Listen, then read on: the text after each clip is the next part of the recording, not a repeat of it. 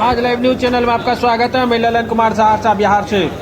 जन स्वराज अभियान के सूत्रधार प्रशांत किशोर स्थानीय लोगों के साथ बैठक में शामिल होने के लिए बुधवार को मसतगंधा रोड सहरसा स्टेडियम पहुंचे। इस दौरान 70 के दशक में मधेपुरा सहरसा राष्ट्रीय राजमार्ग पर बैजनापुर में बड़े पेपर मिल का मुद्दा भी उठा। तो देखिए एक रिपोर्ट आज लाइव न्यूज चैनल के साथ। छोटी बड़ी खबर के लिए बने रहे, सब्सक्राइब नहीं किए तो सब्सक्राइब कर दे। तो देखिए प्रशांत किशोर क्या कुछ कह रहे हैं। धन्यवाद। मैं सिमरी बख्तियारपुर में था और आज सहरसा में हूँ।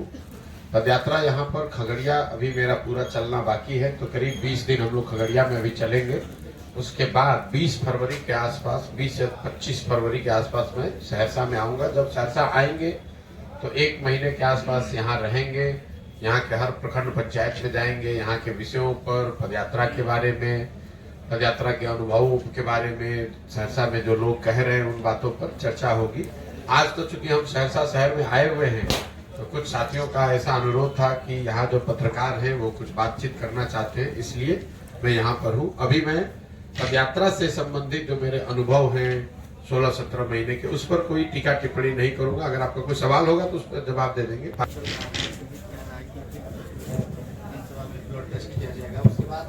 घटनाक्रम को कोई विशेष नजरिए से देखने की जरूरत नहीं है। पिछले 10 वर्षों में, मतलब जब नीतीश कुमार ने पहली बार एनडीए को छोड़ा, उसके बाद से ये नीतीश कुमार का सरकार को लेकर 7वां प्रयोग है। ये बहुत कम पत्रकारों ने इस पर ध्यान दिया है। आपको ऐसा लग रहा है कि नीतीश कुमार पहले एनडीए के साथ थे, फिर महागठबंधन में गए, फिर अभी एनडीए में आए हैं। ये तीन ही बात नहीं। 2012 से लेकर 2023 के बीच में 10 वर्ष में नीतीश कुमार का ये 7वां सरकार को लेकर प्रयोग है। मैं आपके याददाश्त के लिए गिनवा देता हूं। 2012-13 में नीतीश कुमार ने जब प्रधानमंत्री के तौर पर नरेंद्र मोदी का चेहरा घोषित किया गया, उस समय एनडीए की सरकार चल रही थी, तो नीतीश कुमार ने उस गठबंधन को तोड़ा और माइनॉरिटी की सरकार चलाई। वो पहला प्रयोग था। दूसरा, जब लोकसभा चुनाव में 2014 में चुनाव उनका दल हार गया, तो उन्होंने पद को छोड़कर मांझी जी को बना दिया, पीछे से सरकार चलाने की कोशिश की। वो दूसरा प्रयोग हुआ। फिर 8 महीने के बाद मांझी जी को हटाकर खुद मुख्यमंत्री फरवरी 2015 में बने, वो तीसरा प्रयोग हुआ। फिर नवंबर 2015 में महागठबंधन के साथ सरकार बनाए, ये चौथा प्रयोग था। फिर 2017 में महागठबंधन को छोड़कर भाजपा के साथ गए, वो 5वां प्रयोग हुआ। फिर महागठबंधन को फिर भाजपा को छोड़कर महागठबंधन में पिछले 2021 अगस्त में भागे, वो 6वां प्रयोग है। और अभी फिर वापस से भाजपा में गए हैं, ये 7वां प्रयोग है।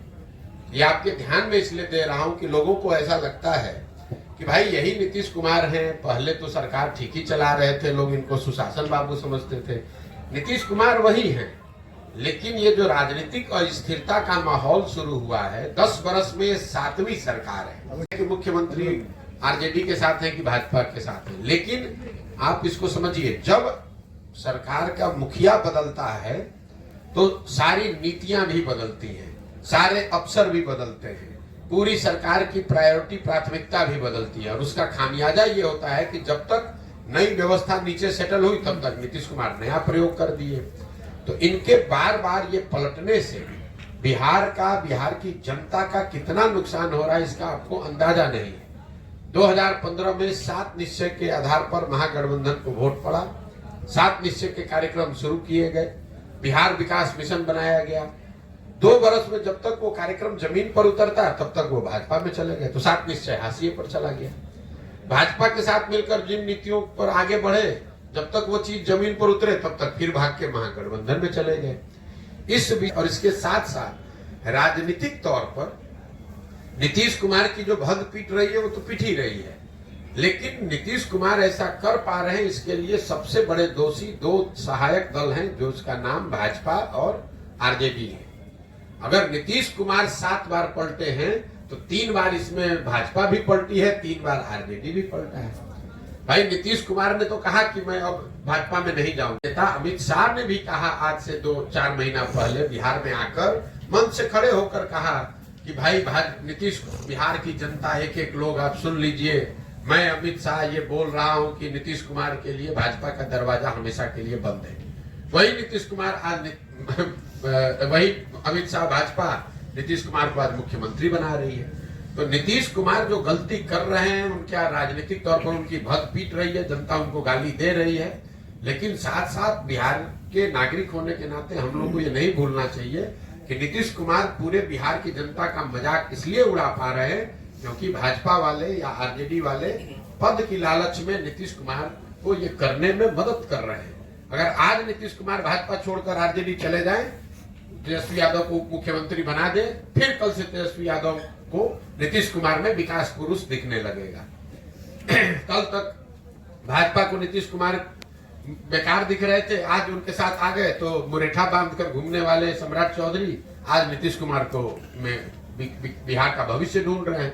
कल तक कह रहे थे कि नीतीश कुमार अगर सभा में जाएंगे तो महिलाएं सभा छोड़कर भाग जाएंगी क्योंकि इन्होंने इतने अभद्र भाषा का प्रयोग किया है। इस देश के प्रधानमंत्री मोदी जी ने मध्य प्रदेश के चुनावी सभा में खड़े होकर बताया कि नीतीश कुमार ने जिस तरह की भाषा का प्रयोग किया है, ऐसे भाषा का प्रयोग, ऐसे महिलाओं का असम्मान करने वाले लोगों को सजा मिलनी चाहिए। तो सजा के तौर पर मोदी जी ने अब नीतीश कुमार को बिहार का मुख्यमंत्री बनवा दिया। तो आप लोग सिर्फ आप और हम नीतीश कुमार को क्यों गाली दे रहे हैं, क्यों उनका शिकायत कर रहे हैं? भाई नीतीश कुमार तो जग जाहिर पूरा दुनिया जानता है कि नीतीश कुमार हर 6-8 महीने साल भर पर अपने पद की लालच में कुर्सी अपना पलटेंगे, लेकिन उनके जो साथी दल हैं, जो समय आ गया है उनको भी चिन्हित करने का और उनको भी पहचानने का कि उनका भी दोष कम नहीं है। बिहार का ये दुर्भाग्य रहा है कि यहाँ के सांसदों के लालच में जो काम पहले कांग्रेस ने किया वही काम आज भाजपा कर रही है। यहाँ जो पुराने पत्रकार बैठे हैं, आपको याद होगा लालू जी के जमाने में ऐसा नहीं है कि लालू जी को बिहार की जनता ने वोट देके बहुमत दिया, एक ही बार उनको बहुमत, पूर्ण बहुमत मिला। बाकी सारे समय लालू जी ने बिहार पर राज कांग्रेस के साथ से किया, कांग्रेस के सहयोग से किया। कांग्रेस को मालूम था कि लालू जी के राज का राज जंगल राज है, लेकिन बावजूद इसके उन्होंने आंख बंद किया। लालू जी का को यहाँ शासन इसलिए करने दिया ताकि लालू जी के साथ मिलकर 20, 25, 30 सांसद यहाँ से जीतकर दिल्ली में जाते रहे। तो जैसे कांग्रेस ने बिहार की जनता को लालू के हवाले करके छोड़ दिया था जीने मरने के लिए, वही हाल भाजपा का है। उन्होंने बिहार और बिहार के लोगों के बच्चों का भविष्य नीतीश के हाथ में देकर इसलिए छोड़ दिया है कि कम से कम हमारा 30-35 सांसद जीतकर बिहार देश में जाता रहे, हमारा 370 का आंकड़ा, 400 का आंकड़ा पूरा होता रहे। बिहार की जनता मरती है तो मरे, बिहार के बच्चे पलायन करते हो तो करे, बिहार के बच्चे जब बाहर जाएंगे तो हम लोग को बिहारी कह के गाली दिया जाएगा और हम ही लोग से 40 सांसद का वोट भी लिया जाएगा। ये बिहार का दुर्भाग्य है। साथ नहीं, एनडीए यूपीए किसी के साथ नहीं रहे हैं। हम 2011 से लेकर 2021 तक इस देश में 10 दलों के साथ हमने काम किया है। 10 दलों को चुनाव जिताने में मदद करी है, जिसमें नीतीश कुमार भी शामिल हैं, नरेंद्र मोदी भी शामिल हैं, लालू यादव भी शामिल हैं, जगन मोहन रेड्डी, ममता बनर्जी, स्टालिन जैसे लोग भी शामिल हैं। तो अगर आपका सवाल ये है कि पहले अगर आपने इनकी मदद की है तो आज आप इनका विरोध क्यों कर रहे हैं, अगर ये आपका सवाल है तो पहले सवाल को सही कर लीजिए। एनडीए में होना एक बात है और एनडीए की मदद करना एक बात है। आप वोटर हैं, आपने किसी जमाने में कांग्रेस को भी वोट किया होगा, आज भाजपा को आप वोट करते हैं। तो आपके गर्दन पे कोई तलवार रख दे कि भाई पहले तो आप कांग्रेस का वोट देते थे, आज भाजपा को काहे देते हैं वोट? तो जब आपको कांग्रेस पसंद थी, कांग्रेस आपके हिसाब से काम कर रही थी, तो आप कांग्रेस को वोट कर रहे थे। जब आपके हिसाब से उन्होंने काम नहीं किया, आप दूसरे जगह भाजपा को वोट दे रहे हैं या दूसरे दल को वोट दे रहे हैं। तो पहले अपना सवाल क्लियर कर लीजिए, फिर मैं उसका जवाब देता हूँ। जब आप जान रहे हैं कि नीतीश कुमार ऐसे हैं जो विकास के नाम पर जो है लोगों को ठग रहे हैं बिहार की जनता को, तो फिर आपने उनका मदद किया? ठीक बात है, ये सवाल ठीक है। अब इतना होमवर्क करके आइए तब सवाल पूछिए। आपका सवाल ये है कि नीतीश कुमार की आपने पहले मदद की, आज विरोध क्यों कर रहे हैं? नीतीश कुमार की हमने मदद कब की है? 2014-15 में, ठीक है। तो 14-15 के नीतीश कुमार और 22-23 के नीतीश कुमार में जमीन आसमान का फर्क है। जिस नीतीश कुमार की मदद मैंने, नीतीश कुमार के बारे में पूरे बिहार में एक इंप्रेशन था, एक छवि थी कि ये आदमी बिहार को सुधारने की दिशा में कुछ काम कर रहा है। 2005 से लेकर 2012-13 के दौर में बिहार सुधरता हुआ दिखा था। और वो सुधार नीतीश कुमार के नेतृत्व में हुआ था। नीतीश कुमार को इस राज्य में, राज्य के बाहर लोग सुशासन बाबू कहते थे। उस नीतीश कुमार की मैंने मदद की थी। आज जिस नीतीश कुमार का विरोध कर रहे हैं वो नीतीश कुमार है जिनके राज को लोग बोलचाल की भाषा में अधिकारियों का जंगल राज बता रहे हैं। 2014-15 में जिस नीतीश कुमार की मदद की थी वो नीतीश कुमार थे जो चुनाव नहीं हारे थे।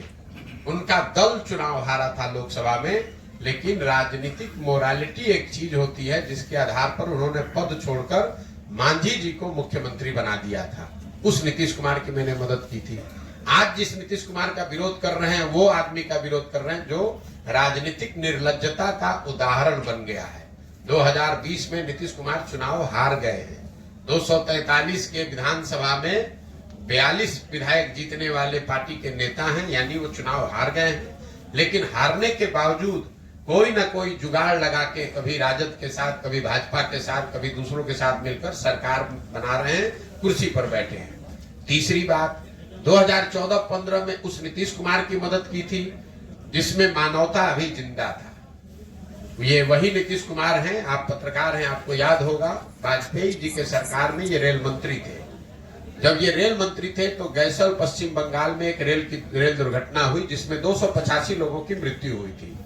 नीतीश कुमार ने ये कह के पद से इस्तीफा दिया कि मेरे पद पे रहते हुए अगर 200 से ज्यादा लोगों की दुखद मृत्यु हुई है तो मैं उस पद पे कैसे रहूंगा।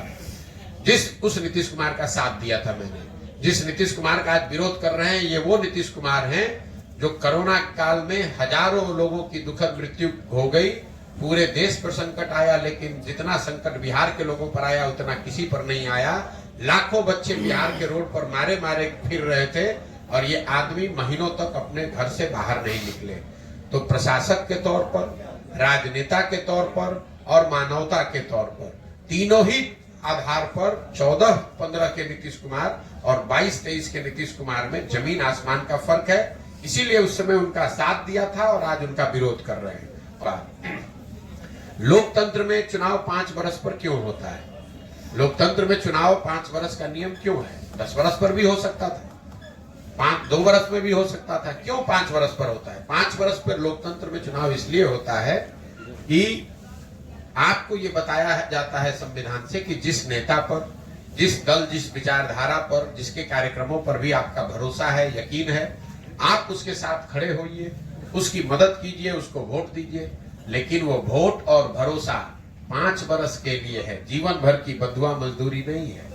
अगर आपकी बात हम मान लें तो वोटर होने के नाते आपने एक बार मोदी जी को वोट दे दिया, अब मोदी जी काम करे या न करे, जीवन भर उन्हीं को अगर आप वोट देते रहेंगे, उनके काम का समीक्षा आकलन करके अपना निर्णय नहीं बदलेंगे, तब तो आप और हम देश में लोकतंत्र ही खत्म कर देंगे। फिर 5 वर्ष पर चुनाव की जरूरत क्या है? एक बार आपने लालू जी को वोट दे दिया, एक बार नीतीश जी को वोट दे दिया, एक बार मोदी जी को वोट दे दिया, आप जीवन भर उन्हीं को राज करने दीजिए। तो आप लोकतंत्र को खत्म ना करें। ये संविधान आपको नागरिक होने के नाते ये जिम्मेवारी देता है कि अगर आपने किसी का साथ दिया और उस नेता ने, उस दल ने अगर उस हिसाब से काम नहीं किया, तो नागरिक होने के नाते आपकी ये जिम्मेवारी है कि जितने मजबूती से आपने उसका साथ दिया है उतनी ही मजबूती से उसका विरोध भी कीजिए। अच्छा सर, हमारा सवाल है, बिहार में कई पार्टियां, आपने जन स्वराज बनाया, आप बिहार बनाई है। जन स्वराज पार्टी नहीं है, जन स्वराज अभियान है। अभियान है एक नई पार्टी बनाने का। इसके 3 उद्देश्यों में एक उद्देश्य है बिहार में एक नया दल बनाना। क्यों? इसकी क्यों जरूरत है? इसलिए नहीं कि प्रशांत किशोर चाहते हैं कि एक दल बने, इसलिए कि बिहार के में जब 2 वर्ष पहले एक अध्ययन किया गया तो यहाँ 55% बिहार के लोगों ने cutting across cast and religion caste and साल से बंद है। उसके बाद भी वही सांसद, वही व्यक्ति, वही दल, वही व्यक्ति बार बार कैसे जीत कर आ रहा है? क्योंकि हमारे पास ऑप्शन नहीं है। बस ठीक है, तो ऑप्शन नहीं है तो वही नया विकल्प, नया ऑप्शन बनाने का प्रयास है ताकि आपको मजबूरी में गलत लोगों को वोट न देना पड़े। आपको विधायक बेवकूफ नहीं बना रहा है। आप और हम या तो खुद से बेवकूफ बन रहे हैं जात के नाम पे, धर्म के नाम पर 500 रुपया के लालच में, या फिर मजबूरी में हमें बेवकूफ बनना पड़ रहा है। नहीं, अभी हमको ऑप्शन मिला है। एक नया से कुछ लोगों में से हूँ जो राजनीतिक सामाजिक तौर पर पहले दिन से कह रहे हैं कि हम बिल्कुल शराबबंदी के विरोध में हैं। हमारा बस चले तो 48 घंटे में शराबबंदी को यहां से हटा देंगे। क्यों? इसके 3 वजह है। शराबबंदी के जरिए आज तक दुनिया में, सिर्फ बिहार और भारत में नहीं, पूरे दुनिया में कहीं इस बात का प्रमाण नहीं है कि शराबबंदी के जरिए किसी समाज का आर्थिक सामाजिक विकास हुआ है। इस दुनिया में कहीं ऐसा प्रमाण नहीं। अगर होता तो दुनिया में अग्रणी देश हैं जो स्कैंडिनेवियन कंट्री हैं, वेस्ट के यूरोपियन देश हैं, अमेरिकन देश हैं, उस सब जगह शराबबंदी लागू होता। उन लोगों ने लागू क्यों नहीं किया? क्योंकि इस बात का कोई प्रमाण नहीं है। दूसरी बात, लोग ये बताते हैं कि गांधी जी ऐसा चाहते थे कि शराबबंदी लागू हो। बिल्कुल ये बात सिरे से खारिज करता हूं, गलत बात है। लोगों को भ्रम फैलाया जा रहा है। मैं पिछले 2 वर्ष से नीतीश कुमार को और उनके जो भी लोग भी शराबबंदी के पक्ष में हैं गांधी के नाम पर, मैंने उनको खुली चुनौती दे रखी है। अगर आप गांधी को पढ़ने का समझने का दावा करते हैं तो मुझे एक पंक्ति गांधी जी का दिखा दीजिए, लिखा हुआ या बोला हुआ, जहां पर गांधी जी ने ये कहा कि सरकारों को शराबबंदी लागू करना चाहिए। गांधी जी ने ये नहीं कहा। गांधी जी ने शराब को लेकर, शराब न पीने को लेकर एक सामाजिक प्रयास की बात कही है कि शराब पीना बुरी बात है, नहीं पीना चाहिए, समाज को इस दिशा में प्रयास करना चाहिए। उन्होंने ये नहीं कहा कि सरकार को कानून बना देना चाहिए। इसका एक आपको उदाहरण दे रहा हूं। गांधी जी ने कहा कि सबको वेजिटेरियन होना चाहिए, अच्छी बात है, लेकिन कल होकर अगर सरकार ये कानून बना दे कि जो आदमी वेजिटेरियन नहीं है, शाकाहारी नहीं रहेगा, सबको जेल में डाल दिया जाएगा क्योंकि गांधी जी ऐसा चाहते थे, ऐसा कभी हो सकता है? ये तो गांधी जी की बात, बताई हुई बात का डिस्टॉर्शन है। तीसरी बात, मान लीजिए कि एक बार को शराबबंदी आप लागू, कुछ उसका फायदा है भी, तो फायदा तो तब होगा जब आप शराबबंदी लागू कीजिएगा। जमीन पर बिहार में शराबबंदी तो लागू है नहीं। शराबबंदी के नाम पर शराब के दुकान बंद कर दिए गए, होम डिलीवरी चालू है। तो आप देख रहे हैं कि दुनिया भर में अमेज़न है, फ्लिपकार्ट है, आप घर से बैठे बैठे ऑर्डर करते हैं, सामान घर पे आ जाता है।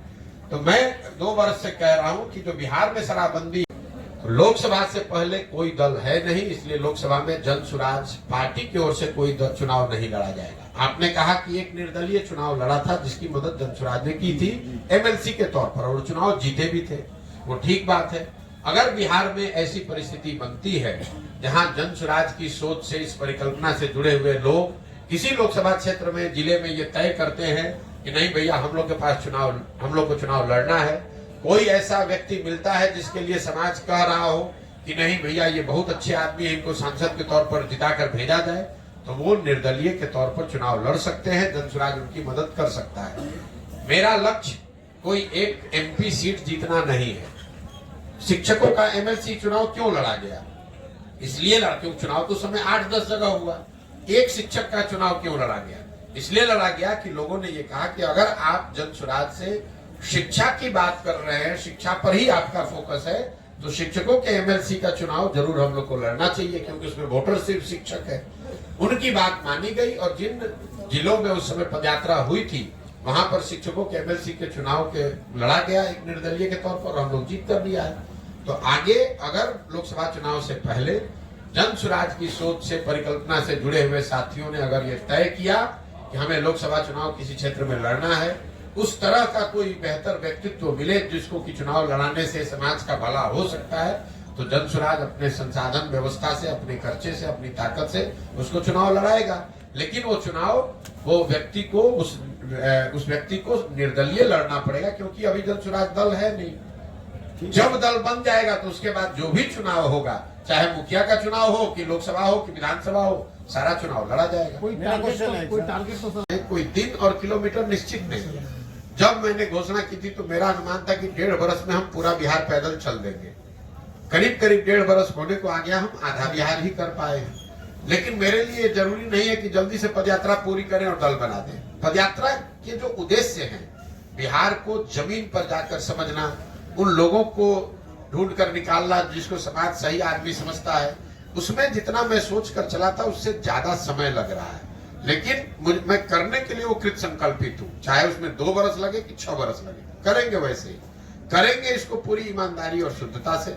आप देख रहे हैं कि पिछले 1.5-2 बरस से जब से मैंने पदयात्रा शुरू की है तो मैं कोई घर नहीं जाता हूं, छुट्टी नहीं लेता हूं।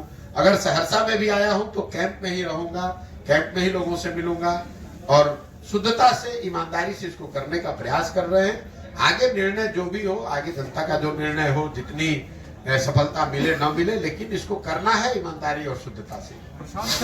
पद पे आने के बाद उनका व्यक्तित्व, उनका चरित्र बदलता है। इसीलिए इसके 3 शब्दों में एक महत्वपूर्ण शब्द है सामूहिक प्रयास।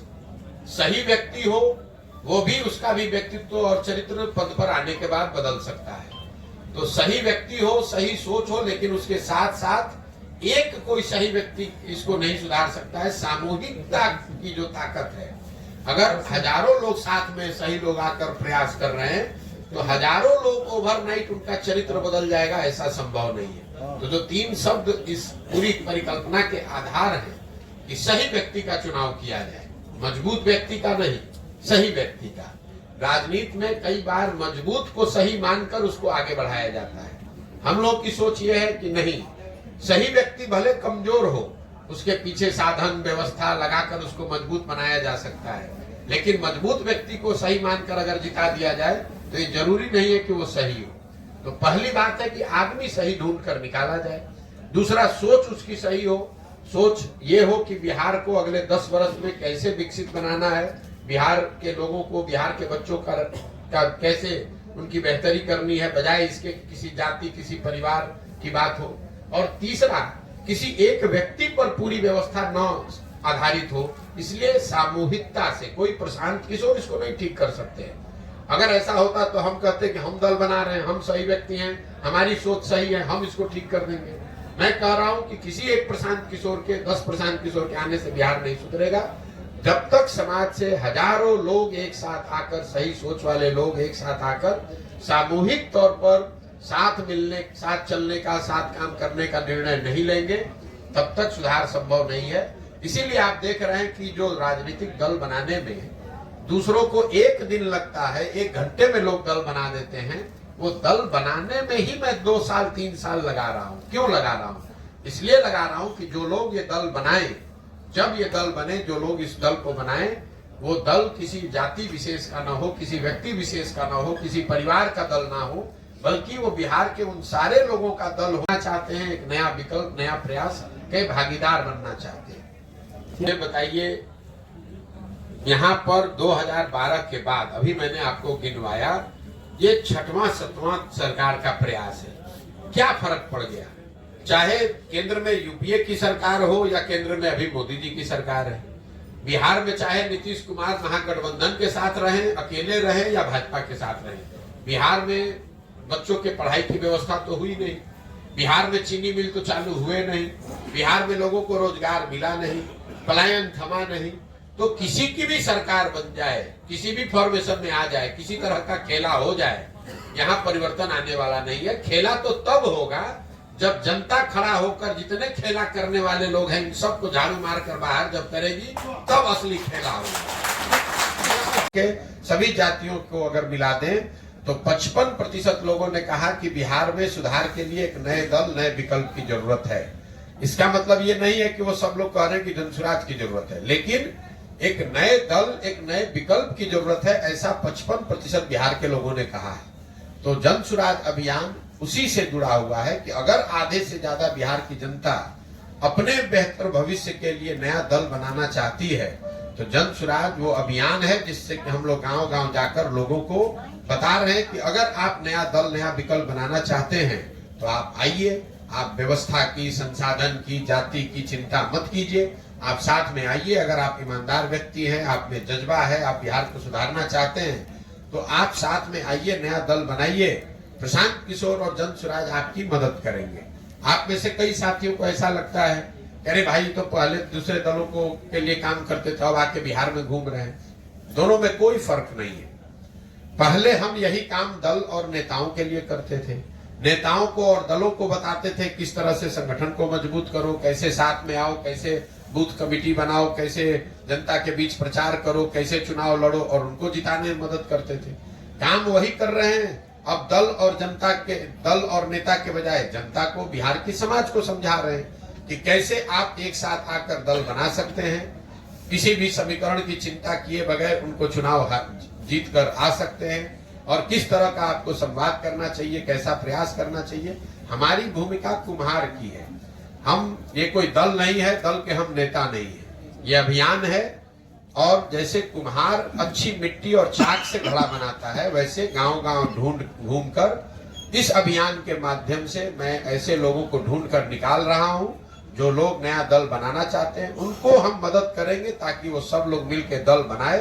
जब सब लोग मिलकर दल बनाएगा तो उनको हमारी मदद से वो चुनाव भी लड़ेंगे, और ऊपर वाले ने चाहा, बिहार की जनता का आशीर्वाद रहा तो वो जीत कर भी आएंगे। सर, लोकसभा चुनाव में भी नहीं है तो लोकसभा का चुनाव कैसे लड़ेंगे, आप हमको बता दीजिए। दल होगा सर। मेरे भाई, जो भी राजनीतिक क्षेत्र में यहाँ है, बिल्कुल मैं आ रहा हूँ उस पर। आप लोग जो नेता लोग कहते हैं, कम से कम उस बात को ध्यान से सुनिए और उसी पर सवाल कीजिए। जब ये अभियान शुरू हुआ तो हमने कहा कि पूरे बिहार में पदयात्रा करने के बाद ही ये निर्णय लिया जाएगा कि दल कब और कैसे बनना है, लेकिन कब कैसे बनना है, दल का नाम, संविधान क्या हो, उसकी प्राथमिकता क्या हो, उसके नेता कौन हो, इस पर निर्णय पदयात्रा के बाद लिया जाएगा। अभी तक पिछले समय में आधा बिहार पैदल चल पाया। 120 विधानसभा क्षेत्रों तक हम लोग पैदल चल के गए, आधा बिहार बाकी है। तो दल जब एक बार जनता को कह दिया कि पदयात्रा करने के बाद ही बनाऊंगा, तो बीच में बनाने का मतलब तो है नहीं। अब कल होके कोई चुनाव आ जाएगा तो दल बना लेंगे, तो फिर लोग कहेंगे देखिए मॉडल है जिसमें शराब का दुकान बंद है और होम डिलीवरी चालू है। अब इसका जरा आप नुकसान समझिए। बिहार जैसे गरीब राज्य में शराबबंदी के नाम पर जो ये फसाद खड़ा किया गया है, इसकी वजह से करीब 20,000 करोड़ रुपया का हर साल का नुकसान हो रहा है बिहार की गरीब जनता का। और ये पैसा जा कहां रहा है? ये पैसा जा रहा है भ्रष्ट अफसरों के पास, शराब माफिया के पास, और यहाँ के गरीब जनता का पैसा लूटा जा रहा है। दूसरी बात, शराबबंदी होने से हर गांव में आप देखिए जितने लड़के हैं वो अवैध शराब के कारोबार में लग गए। उनके हाथ में कट्टा, उनके पास मोटरसाइकिल, 2-4 बोतल इधर से उधर किया, 2-4 हजार रुपया कमा लिया। और सबसे महत्वपूर्ण बात, इसमें जिन महिलाओं के नाम पर शराबबंदी लागू किया गया, सबसे ज्यादा प्रताड़ित इसमें महिला ही है। जब से बिहार में शराबबंदी लागू किया गया है, तब से आंकड़ों के हिसाब से, सरकारी आंकड़ों के हिसाब से करीब 6,37,000 से ज्यादा केस रजिस्टर किए गए हैं। करीब 6.5 लाख केस दर्ज किए गए। इसमें 1.25 लाख केस अभी भी चल रहा है। और ये ज्यादातर केस, 2/3 से ज्यादा केस समाज के गरीब और पिछड़े समाज के लोगों पर किया गया है। वो लोग जब एक बार केस में पकड़ लिए गए शराबबंदी में, तो उनके घरों की महिलाएं, उनके बच्चे थाने में और कोर्ट में दौड़ रहे हैं और लोग जेलों में सड़ रहे हैं। जो पैसे वाला है वो शराब का धंधा कर रहा है, इससे पैसा कमा रहा है, और जो गरीब आदमी है वो शराबबंदी के नाम पर पुलिस प्रशासन उसको परेशान कर रही है, और जो गरीब घर के बच्चे हैं वो मजबूरी में अवैध शराब के कारोबार में लग रहे हैं। पहली बार बिहार में पिछले 2-4 वर्ष में हम लोग देख रहे हैं ये स्मैक और अलग तरह के चीजें शुरू हो गई जो शराब के नाम न मिलने की वजह से। और जहरीली शराब से जो मृत्यु हो रही है वो अलग है। हर पंचायत में आपको हर 2-4 दिन में कोई ना कोई घटना ऐसे सुनने को मिलती है। तो मुझे लगता है कि शराबबंदी का सिरे से ना इसका कोई आर्थिक आधार है, ना सामाजिक आधार है, ना प्रशासनिक आधार है, ना मौलिक नैतिक आधार है। ये बिल्कुल बिहार को और गर्त में ले जा रहा है। शराब पीना बुरी बात है, सरकार को उसको प्रमोट नहीं करना चाहिए, लेकिन ये लोगों की स्वेच्छा और स्वविवेक पर इसको छोड़ना चाहिए। आपको क्या खाना है, आपको क्या पहनना है, ये निर्णय सरकार नहीं ले सकती है, ये निर्णय लोगों का होना चाहिए। आपका काम है उसको रेगुलेट करना, आपका काम है कि उसमें कोई गलती ना करे। आप जींस पहनना चाहते हैं कि पैजामा पहनना चाहते हैं, ये निर्णय आपका होना चाहिए, सरकार का नहीं, नीतीश कुमार का नहीं। पटना में बैठ के वो तय करेंगे कि आप नाश्ता क्या कीजिएगा और खाना क्या खाइएगा। इसीलिए बिहार की ये दुर्दशा इस आदमी ने करी है।